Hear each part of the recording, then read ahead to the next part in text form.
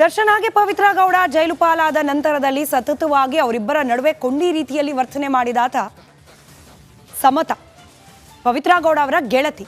ಆದರೆ ಸಮತಾ ಅವರ ಪಾತ್ರ ಕೇವಲ ಜೈಲಲ್ಲಿ ಮೆಸೆಂಜರ್ ಮಾತ್ರ ಆಗಿ ಉಳಿದಿಲ್ಲ. ಅವರ ಪತಿ ಕೂಡ ಈ ಕೊಲೆ ಪ್ರಕರಣದಲ್ಲಿ ಏನಾದರೂ ಪ್ರಭಾವ ಬೀರುವ ಕೆಲಸ ಮಾಡಿದ್ದಾರಾ ಅನ್ನೋ ಅನುಮಾನ ಕಾಡ್ತಾ ಇದೆ. ಇದಕ್ಕೆ ಸಂಬಂಧಪಟ್ಟಂತೆ ಒಂದು ವರದಿ ಇದೆ, ಗಮನಿಸಿ.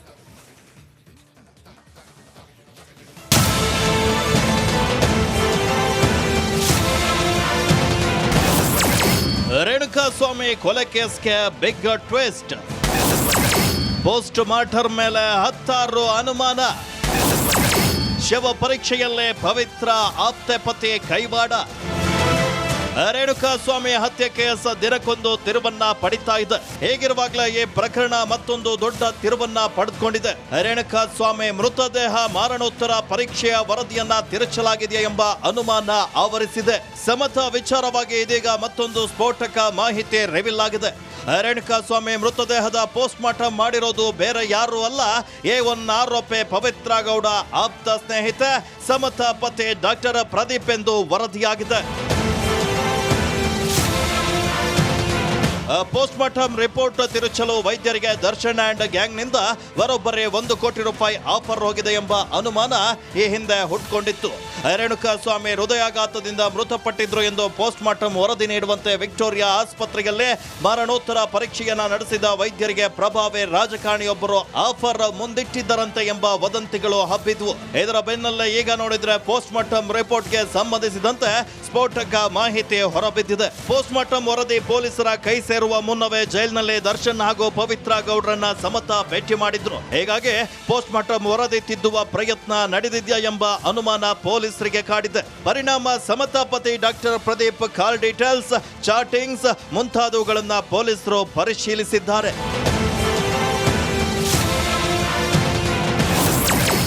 ರಜೆಯಲ್ಲಿದ್ರು ಪೋಸ್ಟ್ ಮಾರ್ಟಮ್ ಮಾಡಿದ್ರ ಪ್ರದೀಪ್. ರೇಣುಕಾಸ್ವಾಮಿಯ ಮೃತದೇಹದ ಮರಣೋತ್ತರ ಪರೀಕ್ಷೆ ನಡೆಸುವ ದಿನ ಬೆಂಗಳೂರಿನ ವಿಕ್ಟೋರಿಯಾ ಆಸ್ಪತ್ರೆಯಲ್ಲಿ ಡಾಕ್ಟರ್ ಪ್ರದೀಪ್ ರಜೆಯಲ್ಲಿದ್ರಂತೆ. ರಜೆ ಇದ್ರು ಅಂದು ಕರ್ತವ್ಯಕ್ಕೆ ಹಾಜರಾಗಿದ್ರು. ತಾವೇ ಖುದ್ದಾಗಿ ನಿಂತು ರೇಣುಕಾಸ್ವಾಮಿ ಶವದ ಪೋಸ್ಟ್ ಮಾರ್ಟಮ್ ಮಾಡಿಸಿದ್ರಂತೆ. ಹೀಗಾಗಿ ಪೋಸ್ಟ್ ಮಾರ್ಟಮ್ ವರದಿಯನ್ನ ಪುನಃ ಪರಿಶೀಲನೆ ನಡೆಸುವಂತೆ ಬೇರೆ ವೈದ್ಯರಿಗೆ ಪೊಲೀಸರು ಸೂಚಿಸಿದ್ರು. ಮರು ಪರಿಶೀಲನೆ ನಡೆಸಿದ ಬಳಿಕ ಪೋಸ್ಟ್ ಮಾರ್ಟಮ್ ರಿಪೋರ್ಟ್ ಅನ್ನ ಪೊಲೀಸರಿಗೆ ವೈದ್ಯರು ಸಲ್ಲಿಸಿದ್ದಾರೆ ಅಂತ ವರದಿಯಾಗಿದೆ. ಬೇರೋ ರಿಪೋರ್ಟ್, ರಿಪಬ್ಲಿಕ್ ಕನ್ನಡ. ಮತ್ತೊಂದು ಕಡೆ ಜೈಲಲ್ಲಿದ್ರೂ ಕೂಡ ಪವಿತ್ರ ಗೌಡ ಬಹಳ ಆಕ್ಟಿವ್ ಆಗಿದ್ದಾರೆ ಅನ್ನೋ ಮಾಹಿತಿ ಲಭ್ಯವಾಗ್ತಾ ಇದೆ. ಹೇಗಿದೆ ಪವಿತ್ರ ಗೌಡ ಅವರ ದಿನಚರಿ ಜೈಲಿನಲ್ಲಿ ಗಮನಿಸ್ತಾ ಹೋಗೋಣ. ಒಂದಷ್ಟು ಇಂಟ್ರೆಸ್ಟಿಂಗ್ ಅಂಶಗಳು ಇದಕ್ಕೆ ಸಂಬಂಧಪಟ್ಟಂತೆ ಲಭ್ಯವಾಗಿದೆ. ಜೈಲಲ್ಲಿದ್ರೂ ಕೂಡ ಪವಿತ್ರಾಗೆ ಮಾನಸಿಕ ಧೈರ್ಯವನ್ನ ತುಂಬುವ ಕೆಲಸ ಮಾಡಲಾಗ್ತಾ ಇದೆ. ಜೈಲಲ್ಲಿರುವ ಪವಿತ್ರ ಗೌಡ ಅವರಿಗೆ ಮಾನಸಿಕವಾಗಿ ಧೈರ್ಯ ತುಂಬೋ ಕೆಲಸ ಮಾಡಲಾಗ್ತಾ ಇದೆಯಂತೆ. ಅದರಲ್ಲೂ ಹೊರಗೆ ನಡೆಯುವ ಎಲ್ಲ ವಿಷಯಗಳು ಈಕೆಗೆ ಗೊತ್ತಾಗ್ತಾ ಇದೆ.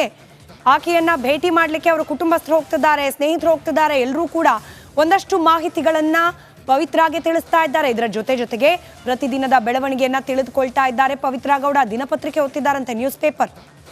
ದಿನಪತ್ರಿಕೆ ಓದುವ ಮೂಲಕ ಏನೇನು ಆಗ್ತಾ ಇದೆ ಈ ಕೇಸ್ನಲ್ಲಿ, ಪೊಲೀಸರ ತನಿಖೆ ಹೇಗೆ ಸಾಗ್ತಾ ಇದೆ, ಯಾರೆಲ್ಲ ಸಾಕ್ಷಿಯಾಗಿ ಸಿಕ್ಕಿದ್ದಾರೆ, ಯಾರೆಲ್ಲ ಏನು ಮಾಹಿತಿ ಕೊಟ್ಟಿದ್ದಾರೆ, ಇದೆಲ್ಲ ಬೆಳವಣಿಗೆಯನ್ನು ತಿಳಿದುಕೊಳ್ತಾ ಇದ್ದಾರೆ ಪವಿತ್ರ ಗೌಡ. ಪೊಲೀಸರ ತನಿಖೆಯಲ್ಲಿ ಏನೇನು ನಡೀತಾ ಇದೆ, ಏನೇನು ಹೊರಗೆ ಬರ್ತಾ ಇದೆ, ಇದೆಲ್ಲವನ್ನ ಕೂಡ ತಿಳಿದುಕೊಳ್ತಿದ್ದಾರೆ. ಮಹಿಳಾ ಕೈದಿಗಳ ಜೊತೆಯಲ್ಲಿ ಹೆಚ್ಚು ಕಾಲ ಕಳೀತಿದ್ದಾರಂತೆ ಪವಿತ್ರ ಗೌಡ. ಆ ಮೂಲಕ ಪವಿತ್ರ ಗೌಡ ಜೈಲಲ್ಲಿದ್ದರೂ ಕೂಡ ಮಂಕಾಗಿಲ್ಲ, ಬದಲಾಗಿ ಪ್ರತಿನಿತ್ಯದ ಆಕ್ಟಿವಿಟೀಸ್ಗಳನ್ನು ಗಮನವಹಿಸ್ತಿದ್ದಾರೆ ಅನ್ನೋ ಮಾಹಿತಿ ರಿಪಬ್ಲಿಕ್ ಕನ್ನಡಕ್ಕೆ ಲಭ್ಯವಾಗಿದೆ.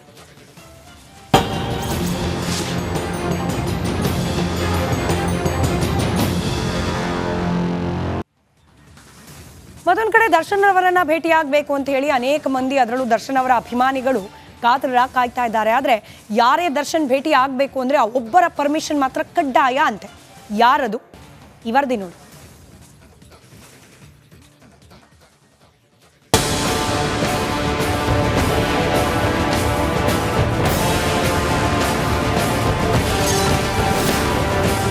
ವಿಜಯಲಕ್ಷ್ಮಿ ಹಿಡಿತಕ್ಕೆ ಸಿಲುಕಿದ್ರ ದರ್ಶನ್. ಕಾಟೇರನ ಭೇಟಿಗೆ ಪತ್ನಿ ಕೊಡಬೇಕಂತೆ ಪರ್ಮಿಷನ್.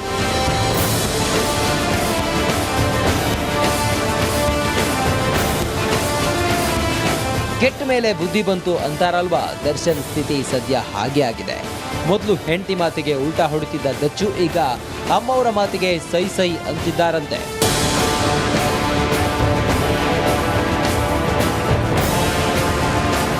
ಪರಪ್ಪನ ಅಗ್ರಹಾರ ಜೈಲಿನಲ್ಲಿ ಕಾಟೇರ ಮುದ್ದೆ ಮುರಿತಿರೋದು ಹಳೆ ವಿಷಯ. ಈಗಾಗಲೇ 4 ಬಾರಿ ಪತ್ನಿ ವಿಜಯಲಕ್ಷ್ಮಿ ಜೈಲಿಗೆ ತೆರಳಿ ಪತಿಯನ್ನ ಭೇಟಿ ಮಾಡಿ ಧೈರ್ಯ ಹೇಳಿದ್ದು ಆಗಿದೆ.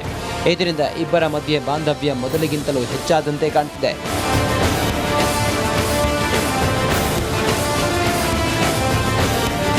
ಇನ್ಮುಂದೆ ಜೈಲಿಗೆ ಯಾರೇ ಹೋದ್ರು, ದರ್ಶನ್ ಭೇಟಿಗೆ ಯಾರೇ ಮುಂದಾದ್ರೂ ಮೊದಲು ವಿಜಯಲಕ್ಷ್ಮಿ ಅನುಮತಿ ಪಡೆದುಕೊಳ್ಳಬೇಕಂತೆ. ಇಂಥದ್ದೊಂದು ಕಟ್ಟಪ್ಪಣೆಯನ್ನ ಪತ್ನಿ ಹೊರಡಿಸಿದ್ದು, ದಚ್ಚು ಕೂಡ ಇದಕ್ಕೆ ಓಕೆ ಅಂತಿದ್ದಾರೆ.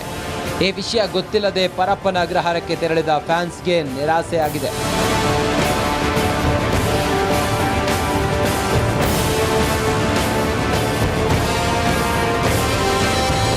ಈ ವಿಷಯ ಗೊತ್ತಿಲ್ಲದೆ ಜೈಲಿನ ಗೇಟ್ ಬಳಿ ದಚ್ಚು ಆಪ್ತ ಸ್ನೇಹಿತ ಹರ್ಷ ಮೇಲಂಟ ತೆರಳಿದ್ರು. ಆದ್ರೆ ದರ್ಶನ್ ಫ್ಯಾಮಿಲಿ ಹೊರತು ಬೇರೆ ಯಾರಿಗೂ ಭೇಟಿಗೆ ಅವಕಾಶ ಇಲ್ಲ ಅಂತ ಪೊಲೀಸರು ವಾಪಸ್ ಕಳಿಸಿದ್ರು. ಅದೇ ರೀತಿ ಡಿ ಬಾಸ್ನ ನೋಡಲೇಬೇಕು ಅಂತ ದಾವಣಗೆರೆಯಿಂದ ಬಂದ ಇಬ್ಬರು ಯುವತಿಯರಿಗೂ ನಿರಾಸೆ ಆಯಿತು.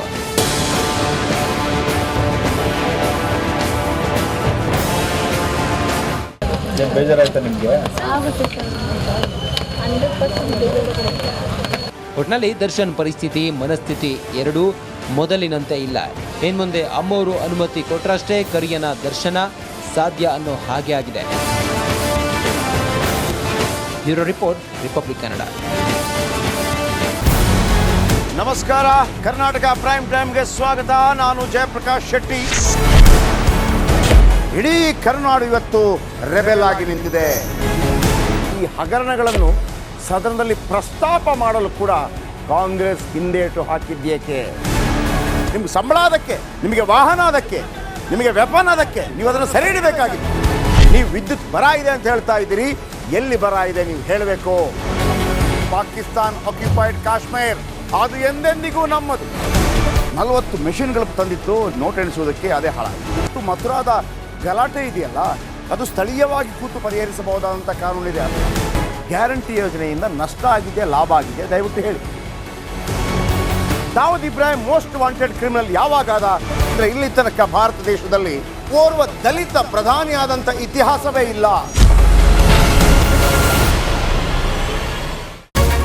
ರಿಪಬ್ಲಿಕ್ ವರ್ಲ್ಡ್ ಆಪ್ ಇದು ಕೇವಲ ಅಪ್ಲಿಕೇಶನ್ ಅಲ್ಲ, ಸಮಗ್ರ ಸುದ್ದಿಗಳ ಸಂಪರ್ಕ ಮಾರ್ಗಕ್ಕೆ ಕ್ರಾಂತಿಕಾರಿ ಬದಲಾವಣೆ. ರಿಪಬ್ಲಿಕ್ ವರ್ಲ್ಡ್ ಆಪ್ ಕೇವಲ ಸುದ್ದಿ ಅಪ್ಲಿಕೇಶನ್ ಅನ್ನ ಪರಿಚಯ ಮಾಡ್ತಾ ಇಲ್ಲ, ಬದಲಾಗಿ ಡಿಜಿಟಲ್ ಸುದ್ದಿ ಬಳಕೆಯ ಹೊಸ ಯುಗಕ್ಕೆ ನಾಂದಿ ಹಾಡ್ತಾ ಇದೆ. ಇದೊಂದು ಬ್ರೇಕಿಂಗ್ ನ್ಯೂಸ್, ಪ್ರಭಾವಶಾಲಿ ಕಾರ್ಯಕ್ರಮಗಳಿಗೆ ಗಟ್ಟಿಯಾದ ವೇದಿಕೆ. ರಿಪಬ್ಲಿಕ್ ವರ್ಲ್ಡ್ ಅಪ್ಲಿಕೇಶನ್ ಈಗ ಲೈವ್ ಆಗಿದೆ. ಗೂಗಲ್ ಪ್ಲೇ ಸ್ಟೋರ್ ಮತ್ತು ಆಪಲ್ ಆಪ್ ಸ್ಟೋರ್ ಎರಡರಲ್ಲೂ ಲಭ್ಯವಿದೆ. ಈಗಲೇ ಡೌನ್ಲೋಡ್ ಮಾಡಿ.